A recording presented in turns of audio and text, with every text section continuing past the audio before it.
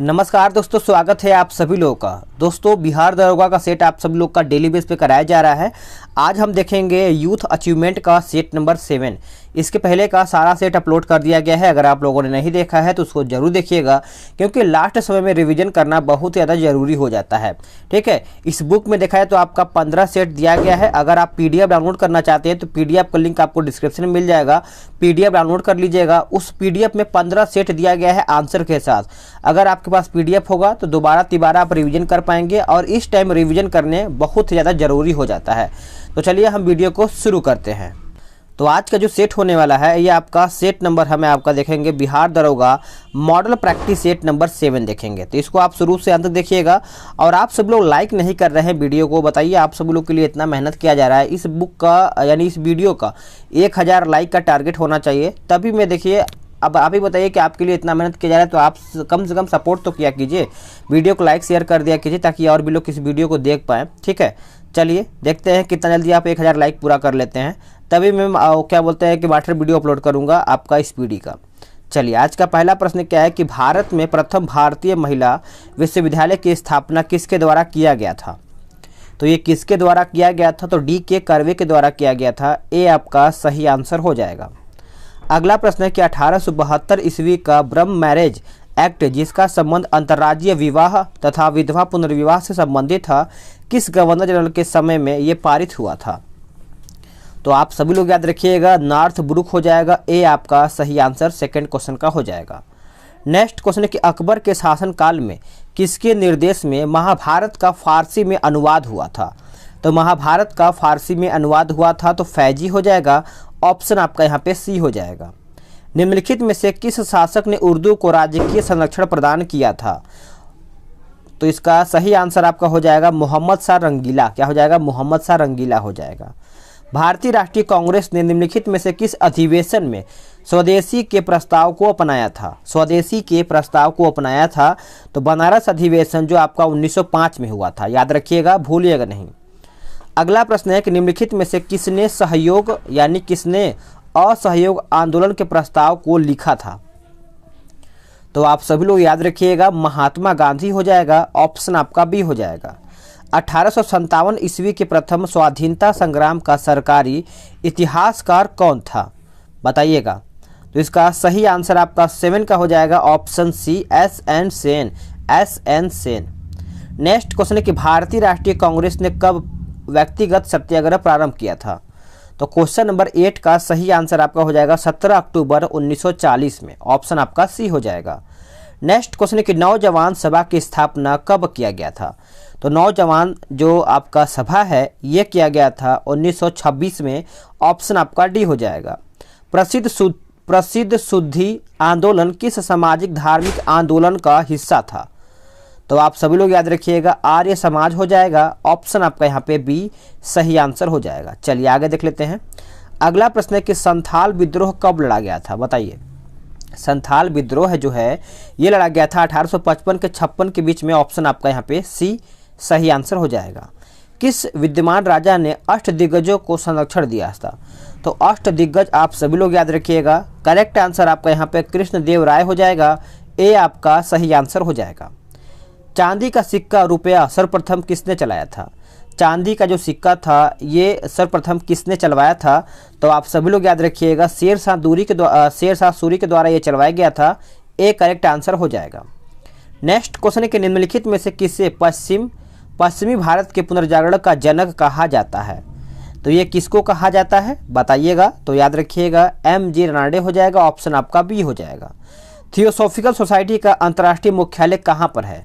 Theosophical society की स्थापना किसने किया था, तो आप कमेंट करके बताइएगा। तो आपका हो जाएगा अड्यार। क्या हो जाएगा, अड्यार सही आंसर हो जाएगा। निम्नलिखित में से कौन सी परियोजना सुमेलित है। कौन सी परियोजना है जो आपका सुमेलित है। तो आपका नागा अर्जुन सागर परियोजना कृष्णा नदी हो जाएगा। ऑप्शन आपका यहाँ पे ए उत्तर हो जाएगा। निम्नलिखित में से कौन सुमेलित है, बताइए। इनमें से पूछा गया है कौन आपका इसमें सुमेलित है। तो आपका उपरोक्त सभी हो जाएगा। अंटा राजस्थान, औरैया उत्तर प्रदेश, कवास गुजरात हो जाएगा। नेक्स्ट क्वेश्चन है कि निम्नलिखित में से कौन सा देश स्थल रुद्ध नहीं है। कौन सा देश जो आपका स्थल रुद्ध नहीं है। तो याद रखिएगा, जिबूती हो जाएगा। ऑप्शन आपका बी हो जाएगा। सबसे लंबी तटीय रेखा वाला राज्य आपका कौन सा है? तो सबसे लंबी तटीय वाला जो आपका रेखा वाला है ये आपका गुजरात हो जाएगा। ए सही आंसर हो जाएगा। नेक्स्ट क्वेश्चन के दक्षिण भारत की द्वितीय सर्वोच्च चोटी डोडा बेटा यानी डोडा बेटा 2693 मीटर किस पर्वत श्रेणी में स्थित है? तो आंसर आपका हो जाएगा ऑप्शन ए नीलगिरी पर्वत श्रेणी। नीलगिरी पर्वत श्रेणी आपका सही आंसर हो जाएगा। सागरमाला परियोजना का संबंध किससे है? सागरमाला परियोजना का जो संबंध है ये आपका संबंध है रेल मार्ग से। क्या हो जाएगा? रेल मार्ग से। चलिए आगे देख लेते हैं। अगला प्रश्न आपका बोला गया है क्वेश्चन नंबर 22 बोला गया है कि भारत में 2011 की जनगणना के अनुसार साक्षरता दर क्या है? तो साक्षरता दर देखा जाए तो आपका यहाँ पे 22 का सही आंसर आपका यहाँ पे सी हो जाएगा 74.4%। लेकिन अगर गूगल करके देखेंगे तो आपको 74 मिलेगा, 0.4 नहीं मिलेगा। लेकिन अगर आसपास में है तो आप 74.4 मार सकते हैं। ठीक है। भारत में शौचालय पहाड़ी जैवमंडलीय आरक्षित क्षेत्र अवस्थित है। तो सही आंसर आपका हो जाएगा आंध्र प्रदेश। क्या हो जाएगा? आंध्र प्रदेश। भारत में किस क्रम के चट्टान में सर्वाधिक मात्रा में खनिज संसाधन का भंडार है? तो करेक्ट आंसर आपका हो जाएगा ऑप्शन बी धारवाड़ क्रम की चट्टानें। धारवाड़ क्रम की चट्टानें। भारत में किसे रूर प्रदेश कहा जाता है? भारत में किसे रूर प्रदेश कहा जाता है? तो ये कहा जाता है छोटा नागपुर पठारी क्षेत्र को। ये आपका सही आंसर हो जाएगा। भारत की गिनती जनांकीय लाभांश वाले देश के रूप में की जाती है। ऐसा इसलिए है क्योंकि, तो आप सब लोग याद रखिएगा यहाँ 15 से 64 वर्ग माफ कीजिएगा यहाँ 15 से 64 वर्ष आयु की वर्ग जनसंख्या अधिक है। ऑप्शन आपका बी हो जाएगा। अगला प्रश्न है कि भारत सरकार की एक पहल यानी श्याम का लक्ष्य क्या है? बताइए। श्याम का लक्ष्य पूछा गया है। माफ कीजिएगा स्वयं लिखा है, स्वयं लिखा है, स्वयं। ठीक है। तो इसका सही आंसर आपका हो जाएगा ऑप्शन डी नागरिकों को वहन करने योग्य एक गुणवत्ता वाले शिक्षा निःशुल्क उपलब्ध कराना। ऑप्शन आपका डी हो जाएगा। निम्नलिखित में से किन किन चीजों की आवश्यकता वस्तुओं को सेवाओं के उत्पादन के लिए होती है? तो सही आंसर आपका हो जाएगा उपयुक्त सभी हो जाएगा, श्रम हो जाएगा, भूमि हो जाएगा, मानव पूंजी हो जाएगा और आपका भौतिक पूंजी हो जाएगा। अगला प्रश्न क्या है कि an inquiry into the nature and causes of the wealth of nations निम्नलिखित में से किस अर्थशास्त्री द्वारा लिखी गई है? तो ये लिखा गया है आपका एडम स्मिथ के द्वारा। ए राइट आंसर आपका यहाँ पे हो जाएगा। अगला प्रश्न है कि आर्थिक विकास सामान्यतः युग्मित होता है। तो ये होता है स्फीति के साथ। क्या हो जाएगा? स्फीति के साथ। अगला प्रश्न है कि निम्नलिखित में से कौन से भारत में जोतों के उप विभाजन एवं अपखंड के कारण है? तो 31 का सही आंसर आपका देखा जाए तो आपका यहाँ पे ऑप्शन ऊपर दिया होगा। मैं देख लेता हूँ एक बार इसमें क्या दिया गया है। इसमें आपका देखा जाए तो क्वेश्चन नंबर 31 का आपका बी दिया गया 1 2 3। तो इसको हम पढ़ लेते हैं क्या दिया गया है, अच्छे से पढ़ेंगे हम इसको। बोला गया है कि भूमि पर जनसंख्या का दबाव और संयुक्त परिवार का विघटन, उत्तराधिकारी का नियमन। तो इसको आप अच्छे से याद रखिएगा। चलिए आगे देख लेते हैं। अगला प्रश्न क्या है कि राष्ट्रीय कृषि और ग्रामीण विकास बैंक की स्थापना किस तर्ज पर हुआ था? तो ये कौन से तर्ज पर हुआ था? तो याद रखिएगा 12 जुलाई 1982 में। अगला प्रश्न क्या है? इसमें बोला गया है मिलान करके बताना है सूची 1 और सूची 2 को। तो देखा जाए तो 33 का उत्तर आपका यहाँ पे रंगराजन समिति आपका चला जाएगा। तीसरे में नरसिम्हन समिति आपका चला जाएगा। चौथे में केलकर समिति आपका चला जाएगा कर सुधार और मल्होत्रा समिति जो है बीमा सुधार हो जाएगा।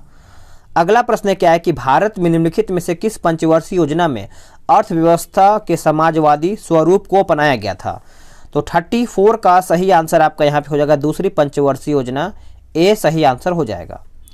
नेक्स्ट क्वेश्चन देखते हैं। अगला प्रश्न क्या है कि नीति आयोग के संदर्भ में निम्नलिखित कथनों पर विचार कीजिए।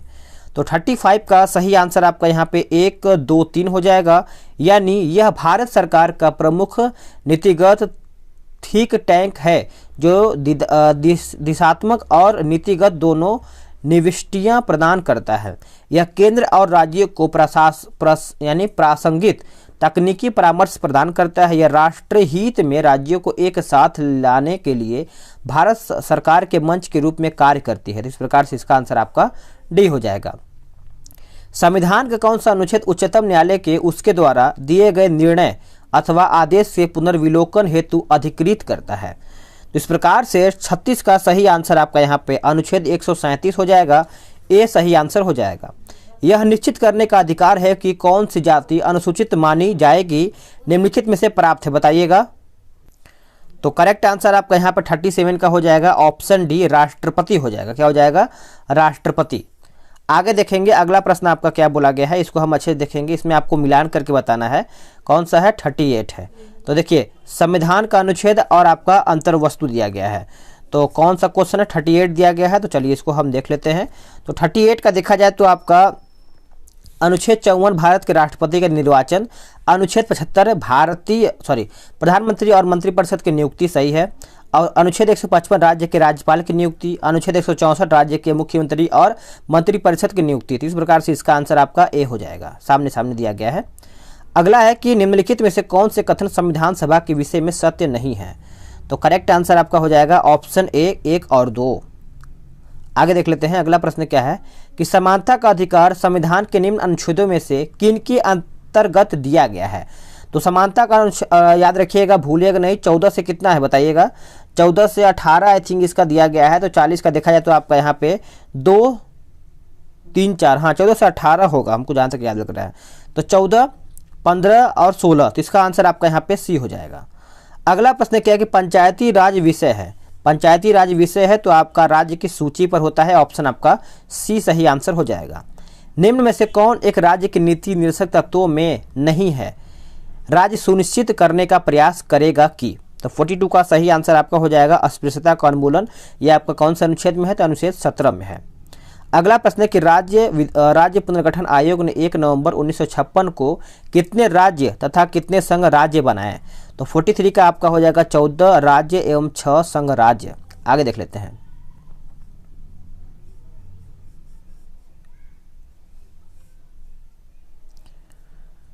अगला प्रश्न क्या है, बोला गया है कि निम्न विधेयकों में से किस एक भारतीय संसद के दोनों सदनों द्वारा अलग अलग विशेष बहुमत से पारित होना आवश्यक है। तो यह आपका आवश्यक है संविधान संशोधन विधेयक, ऑप्शन आपका डी हो जाएगा। निम्न में से कौन सामाजिक अधिनियम नहीं है। तो सामाजिक अधिनियम नहीं है तो आपका हो जाएगा ऑप्शन ए मीसा। क्या हो जाएगा, मीसा। भारतीय राष्ट्रीय ध्वज के चक्र में कितने तिलियां हैं। तो सभी को पता है, इसमें करीबन तिलियां की बात करें तो आपका 46 का सही आंसर आपका हो जाएगा ऑप्शन सी 24 तिलियां। अगला केंद्र एवं राज्य के बीच वित्तीय विवादों का निपटारे हेतु मुख्य एजेंसी पूछा गया है। तो आपका हो जाएगा ऑप्शन डी वित्त आयोग। क्या हो जाएगा, वित्त आयोग। केंद्र राज्य संबंधों को विशेष रूप से किस प्रसंग में कम्युनिसिपल संबंध कहा गया है। तो 48 का आपका आंसर हो जाएगा ऑप्शन बी वित्तीय मामलों में राज्य पर केंद्र के नियंत्रण के प्रसंग में, ऑप्शन आपका बी हो जाएगा। अगला है कि श्योक शंकु और नीमू लिंचिक क्या है, बताइए। तो करेक्ट आंसर आपका यहाँ पे हो जाएगा, याद रखिएगा, भूलिएगा नहीं। क्या हो जाएगा बताइए, इसका आंसर आपका ए हो जाएगा प्रस्तावित लघु जल विद्युत परियोजना हो जाएगा, ऑप्शन आपका ए हो जाएगा। अगला है कि 21 जनवरी 2021 को सेंसेक्स किस ऐतिहासिक बिंदु या फिर अंक को पार करने में सफल रहा। तो ये था आपका 50,000। अगला है कि हाल ही में जारी अंतर्राष्ट्रीय प्रवास 2020 रिपोर्ट के अनुसार भारतीय प्रवासियों की सबसे बड़ी आबादी किस देश में रही है। तो ये देखा जाए तो आपका हो जाएगा संयुक्त अरब अमीरात, ऑप्शन आपका डी हो जाएगा। हाल ही में केंद्रीय सूचना एवं प्रसारण मंत्री ने किस Indian personality of the year घोषित किया है। तो ये किसने किया है बताइएगा। तो 52 का सही आंसर आपका हो जाएगा ऑप्शन बी यानी विश्वजीत चटर्जी हो जाएगा। हाल ही में पीपीपी मॉडल के तहत देश के पहले एथेनॉल संयंत्र को कहां पर स्थापित करने की घोषणा किया है। तो ये कहां पर किया है, तो ये आपका छत्तीसगढ़ में किया है, ए सही आंसर हो जाएगा। अगला प्रश्न क्या है कि हाल ही में किस राज्य के मुख्यमंत्री ने जलियांवाला बाग शताब्दी स्मारक पार्क की आधारशिला रखी है। तो जलियांवाला बाग से संबंध आपको पता ही होगा, ये पंजाब से संबंधित, तो आप आंसर यहाँ पे बी करेंगे, ठीक है, कंफ्यूज नहीं होना इसमें। अगला प्रश्न क्या है कि हाल ही में पेट्रोलियम संरक्षण अनुसंधान संघ ने स्वच्छ ऊर्जा के बारे में जागरूकता फैलाने के लिए किस अभियान की शुरुआत किया है। तो 55 का सही आंसर आपका हो जाएगा सक्षम अभियान। क्या हो जाएगा, सक्षम अभियान। हाल ही में अंतर्राष्ट्रीय ऊर्जा एजेंसी यानी IEA चर्चा में रही है, इसके संबंध में निम्नलिखित में से कौन सा कथन आपका सत्य है? तो कौन सा जो कथन है आपका सत्य है? तो 56 का हो जाएगा ऑप्शन सी। इसका मुख्यालय फ्रांस के पेरिस में स्थित है, ऑप्शन आपका सी हो जाएगा। हाल ही में सरकार ने कोपरा के न्यूनतम समर्थन मूल्य में बढ़ोतरी की है। कोपरा क्या है बताइए? कोपरा देखा जाए तो आपका बागवानी नकदी की एक फसल है, ऑप्शन आपका यहाँ पे डी उत्तर हो जाएगा। चाबहार बंदरगाह किस खाड़ी में स्थित है? तो चाबहार जो बंदरगाह है ये आपका देखा है तो ओमान की खाड़ी में स्थित है, ऑप्शन आपका बी हो जाएगा। हाल ही में काजा कलाम किस देश की पहली महिला प्रधानमंत्री बनी है? तो काजा कलास लिखा गया है, तो आप सब लोग याद रखिएगा, भूलिएगा नहीं। आपका एस्टोनिया हो जाएगा, ऑप्शन आपका बी हो जाएगा। हाल ही में गृह मंत्रालय ने नागालैंड में 6 महीने के लिए सशस्त्र बल विशेषाधिकार कानून बढ़ा दिया है। निम्नलिखित में से AFSPA के संबंध में कौन सा कथन आपका सत्य है? तो कौन सा कथन है जो आपका सही है? तो उपयुक्त तो सभी कथन है, देख लेते हैं। इसे वर्ष 1958 में अधिनियम किया गया था। यह अधिनियम मेघालय में लागू नहीं है, इसे अशांत क्षेत्र में लागू किया जाता है। ठीक है, चलिए। हाल ही में रेलवे बोर्ड का नया चेयरमैन किसे नियुक्त किया गया है? तो सभी को पता होगा रेलवे बोर्ड के इस टाइम देखा जाए तो सुनीत शर्मा है। इसके पहले कौन थे? तो वीके यादव थे। हाल ही में अंतर्राष्ट्रीय शिक्षा दिवस मनाया गया है। यह प्रत्येक वर्ष किस दिन मनाया जाता है? तो यह आपका मनाया जाता है, आप कमेंट करके बता सकते हैं। वैसे मान के चलिए 24 जनवरी को ये मनाया जाता है। आपका ऑप्शन आपका डी उत्तर हो जाएगा। तो इसका आंसर क्या होगा? इसका आंसर आपका 24 जनवरी हो जाएगा। अगला है कि हाल ही में केंद्रीय अल्पसंख्यक मंत्रालय द्वारा किस शहर में 24वें हुनर हाट आयोजित किया जा रहा है? 24वें हुनर हाट, तो सही आंसर आपका 63 का हो जाएगा, याद रखिएगा, लखनऊ उत्तर प्रदेश, ये आपका सही आंसर हो जाएगा। हाल ही में भारत की तीनों सेनाओं का संयुक्त अभ्यास एम्फैक्स 21 कहाँ पर आयोजित किया गया है? तो एम्फैक्स याद रखिएगा, भूलिएगा नहीं, अच्छा प्रश्न आपके लिए बन जाता है। तो इसका ऑप्शन तो आपका यहाँ पर ऊपर दिया गया है, तो आपका हो जाएगा अंडमान और निकोबार द्वीप समूह हो जाएगा, बी हो जाएगा। अगला है कि हाल ही में किस राज्य में देश का पहला श्रमिक आंदोलन संग्रहालय स्थापित किया गया है? तो श्रमिक से आपको ये याद रखना है, जैसे होता है कि श्रमिक आप याद रख सकते हैं, केरल हो जाएगा, वैसे केरल ही होगा इसका आंसर। हाल ही में किस देश ने नियोम प्रोजेक्ट के तहत द लाइन इको फ्रेंडली शहर स्थापित करने की घोषणा किया है? तो सही आंसर आपका हो जाएगा सऊदी अरब, क्या हो जाएगा? सऊदी अरब। अगला है कि हाल ही में किस राज्य ने बर्ड फ्लू के प्रसार को राज्य आपदा घोषित किया है? तो बर्ड फ्लू किसने घोषित किया है? तो आपको याद होना चाहिए, ये भी आपका केरल ही हो जाएगा, ये आपका उत्तर हो जाएगा। आगे देखते हैं, खेल एवं युवा मंत्रालय के खेलो इंडिया विंटर गेम का दूसरा संस्करण कहां पर आयोजित किया जाना प्रस्तावित है? तो ये आपका आयोजित किया जाना प्रस्तावित है गुलमर्ग, जम्मू कश्मीर, क्या हो जाएगा? ये आपका सही आंसर हो जाएगा। न्यूटन की गति का प्रथम नियम दर्शाता है? तो ये नियम दर्शाता है, याद रखिएगा, जड़त्व को दर्शाता है, ऑप्शन आपका यहाँ पे सी उत्तर हो जाएगा। वेग परिवर्तन की दर को क्या कहते हैं? वेग परिवर्तन की दर को क्या कहते हैं? तो त्वरण कहते हैं, ऑप्शन आपका डी उत्तर हो जाएगा। निम्नलिखित में से प्रकाश की कौन सी परिघटना इंद्रधनुष के बनने में सम्मिलित है? तो आप सभी लोग याद रखिएगा, अपवर्तन, विक्षेपण तथा पूर्ण आंतरिक परावर्तन, ऑप्शन आपका बी हो जाएगा। एक विद्युत बल्ब का 12 वोल्ट 60 वाट अंकित है, तो इसमें धारा होगी, तो इसमें धारा याद रखिएगा 5 एम्पियर हो जाएगा, आपका उत्तर हो जाएगा ऑप्शन डी। किसी वस्तु की प्रतिरोधकता परिवर्तित नहीं होती है यदि याद रखिएगा प्रतिरोधक का आकार बदला या फिर बदल जाता है, ऑप्शन आपका यहाँ पे बी उत्तर हो जाएगा। अगला है कि चंद्रमा का द्रव्यमान पृथ्वी के द्रव्यमान का लगभग 1/81 है। यदि चंद्रमा पर पृथ्वी का गुरुत्वाकर्षण बल F हो तो पृथ्वी पर चंद्रमा का गुरुत्वाकर्षण बल क्या होगा? तो ये क्या होगा? तो F/81 हो जाएगा, आंसर आपका यहाँ पे ए उत्तर हो जाएगा। परमाणु संख्या 55 वाला तत्व आवर्त सारणी के किस ब्लॉक में स्थित है? तो ये कौन से ब्लॉक में स्थित है? तो आपका एस ब्लॉक हो जाएगा, ऑप्शन आपका ए हो जाएगा। अगला प्रश्न क्या है कि हेलाइड अयस्क का उदाहरण है? हेलाइड अयस्क का उदाहरण है, तो ये आपका है क्रायोलाइट का, क्या हो जाएगा? क्रायोलाइट का। नेक्स्ट क्वेश्चन है कि निम्नलिखित में से किस यौगिक की द्रवित अवस्था में हाइड्रोजन बंध नहीं बनता है? तो ये नहीं बनता है, तो याद रखिएगा C6H6, ऑप्शन आपका डी हो जाएगा। दो परमाणुओं के बीच सहसंयोजन बंध निम्न में से किसके द्वारा बनता है? तो सही आंसर आपको हो जाएगा इलेक्ट्रॉन की साझेदारी द्वारा। ऑप्शन आपका यहाँ पे बी उत्तर हो जाएगा। नेक्स्ट क्वेश्चन है कि विरंजक चूर्ण का विरंजक गुण किसके मुक्त होने के कारण होता है? तो सही आंसर आपका हो जाएगा नवजात ऑक्सीजन, नवजात ऑक्सीजन। अगला प्रश्न है कि निम्न में से कौन सा भौतिक परिवर्तन नहीं है? तो भौतिक परिवर्तन नहीं है तो आपका द्रवित पेट्रोलियम गैस यानी एलपीजी का दहन। ऑप्शन आपका डी हो जाएगा। ये आपका मैथ का क्वेश्चन है तो इसका आंसर आपका बी हो जाएगा, इसको आप जरूर लगाइएगा। और 82 का भी हम देख लेते हैं तो 82 का बी हो जाएगा। और 83 का देख लेते हैं, 83 का देखा जाए तो आपका ऑप्शन ए हो जाएगा। और 84, तो 84 का ऑप्शन आपका यहाँ पे बी हो जाएगा। आगे देखते हैं अगला प्रश्न आपका क्या बोलता है। बोला गया कि जीव में क्लोन के संबंध में निम्न में से कौन सा कथन सही है? तो कौन सा कथन है जो आपका सही है? तो क्लोन अलैंगिक विधि से उत्पन्न किया जाता है, तो ऑप्शन आपका बी उत्तर हो जाएगा। अगला प्रश्न है कि अल्जाइमर रोग में मानव शरीर का कौन सा अंग प्रभावित होता है? तो कौन सा जो आपका अंग प्रभावित होता है? तो याद रखिएगा, भूलिएगा नहीं, मस्तिष्क हो जाएगा। ऑप्शन आपका बी उत्तर हो जाएगा। किस हार्मोन के स्रावित होने से हृदय गति बढ़ जाती है तथा उत्तेजना का अनुभव होता है?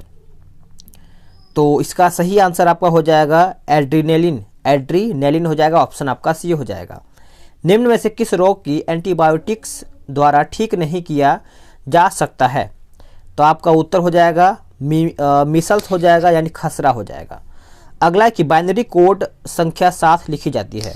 तो बाइनरी कोड संख्या जो है ये आपका 7 लिखा जाता है, 111। ऑप्शन आपका बी हो जाएगा। अगला प्रश्न क्या है, एक सेकेंड इसको अच्छे देखेंगे।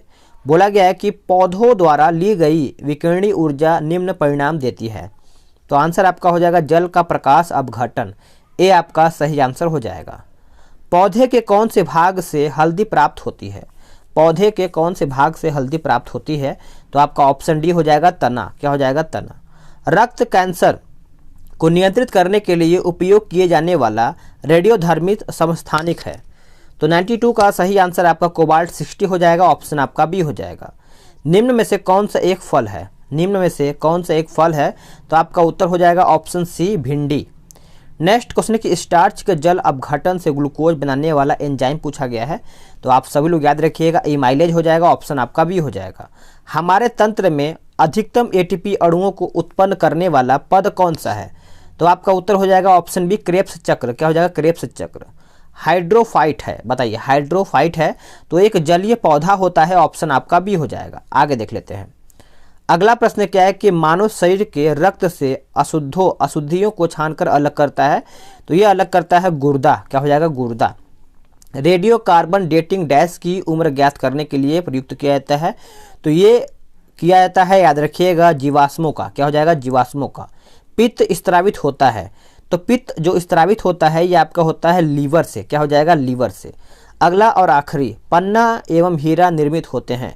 तो पन्ना एवं हीरा निर्मित होते हैं तो आपका उत्तर हो जाएगा ऑप्शन ए, यानी बेरिलियम एवं कार्बन से। ए आपका सही आंसर हो जाएगा। तो फ्रेंड्स, आप सब लोग का ये सेट समाप्त होता है। अब हम कल देखेंगे सेट नंबर 8। तो अगर आपको वीडियो पसंद आया तो वीडियो को लाइक जरूर कीजिएगा। और अगर आप पीडीएफ डाउनलोड करना चाहते हैं तो पीडीएफ जरूर डाउनलोड कीजिएगा। आपको डिस्क्रिप्शन में लिंक मिल जाएगा, वहाँ से पूरा सेट 15 यानी 1 से लेकर के 15 सेट आप डाउनलोड कर पाएंगे। तो चलिए मिलते हैं एक नई वीडियो में। आज के लिए इतना ही। जय हिंद, वंदे मातरम।